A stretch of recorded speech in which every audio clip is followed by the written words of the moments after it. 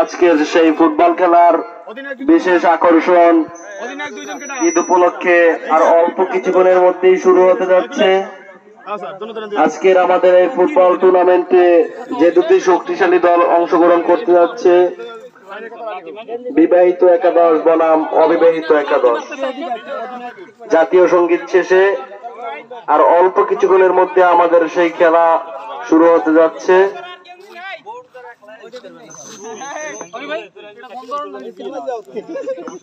আজকের এই খেলার রেফারির দায়িত্বে পরিবেশন করবেন মোহাম্মদ রাসেল পেদা।